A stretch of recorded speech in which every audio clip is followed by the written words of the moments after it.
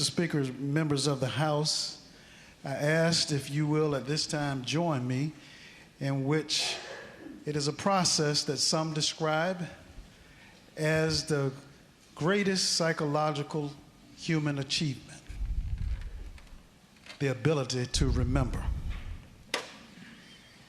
It's important for us to remember and reflect during this month of Black History so that we can reflect on the times, good and bad, so that we will not be doomed to repeat some of the errors and mistakes of the past. And so it is, Mr. Speaker, each day during this month, we remember the conscious contributions of African Americans in this Commonwealth and this nation. True history will reflect the history and her story that will show the best of humanity, honesty, decency, truth, courage, and yes, love. But the worst of that truth will chronicle many days of hatred of a people, and at the nastiest level, indifference. Today, as we reflect on Black history, we highlight the life and the legacy of a 5'2" giant, a giant of a woman who came from very meager means, Dr. Yvonne B. Miller.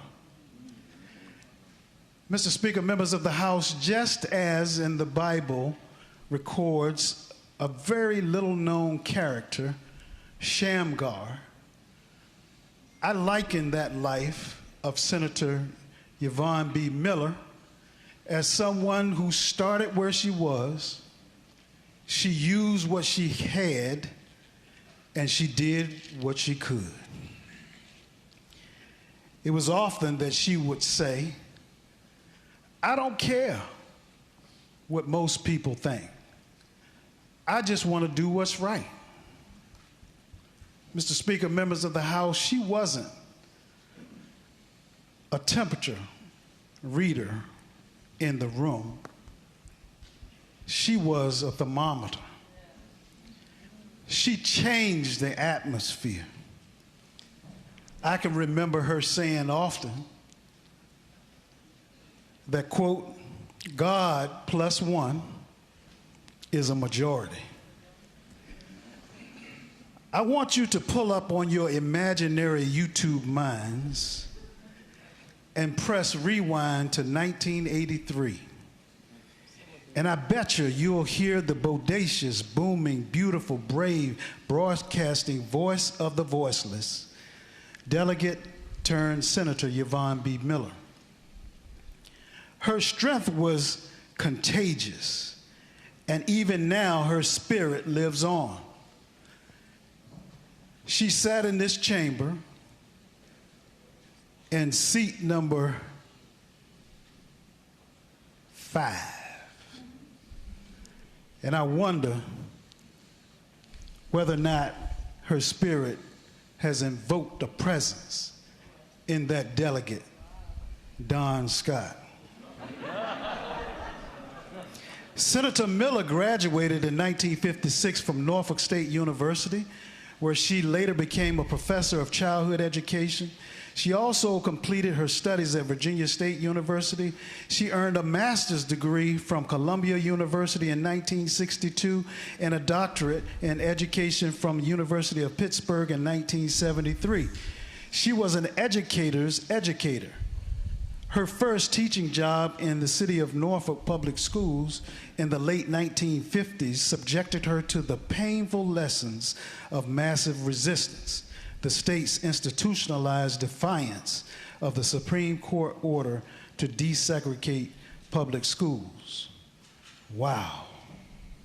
She was a conscientious and awake human being. That bitter experience forged her outlook and imbued her floor speeches in the legislature with an authentic rage that commanded the silent attention of 139 other members of this legislature. She was conscientious and awake.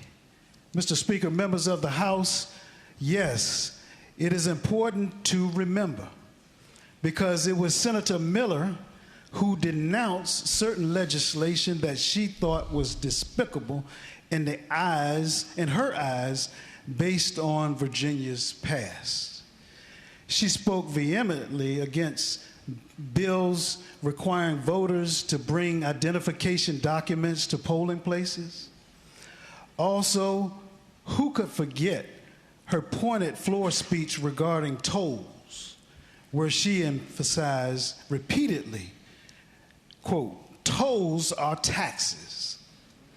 Then there was the profound floor speech where she spoke against charter schools with a pitch of parrhesia and plain frank speech to say, quote, "Charter schools skim from the education of the masses, and it relegates the largest portion of the population of students to substandard education in many districts. Charter schools are like a kick in the gut. Before funding charter schools, we should fully fund public education," end quote. Wow, she was awake. Mr. Speaker, members of the House, while working for her, I was blessed to sit with her as she legislated and as she campaigned. She was a very wise woman with a tender heart and a passionate love for people. She believed in everyone's right to lift their voice. I recall once sitting with her when a gentleman who was on the other side of the issue said to her, "You just have to keep speaking, don't you?" And she said, "I absolutely do." His response, "Senator Miller, would you fight for me to be able to speak?" And she said, "Absolutely. I will fight vigorously for your opportunity to be absolutely wrong." Delegate Yvonne Miller shattered racial gender barriers simultaneously as the first African-American woman elected to Virginia's legislature. 4 years after being elected to the House, she did the same thing when she won her seat in the Virginia Senate. She was a career educator and an outspoken advocate for Virginia's poor and minorities in the Virginia Assembly. One writer described her this way, quote, "Senator Miller ascended from obscurity when neither women nor minorities had a voice in the legislature. To win a seat on the Budget Writing Finance Committee at the time in the Senate, as well as becoming ultimately the chair of Senate Transportation. Mr. Speaker, members of the House, Senator Miller made a difference. She was a conscientious and awake human being. She was the example of what Dr. Hugo Owens put pen to paper to write, that one woman awake can awaken another. The second can awaken her next door brother. The three of them awake can make such a fuss that finally it awakens the rest of us. Thank you, Mr. Speaker.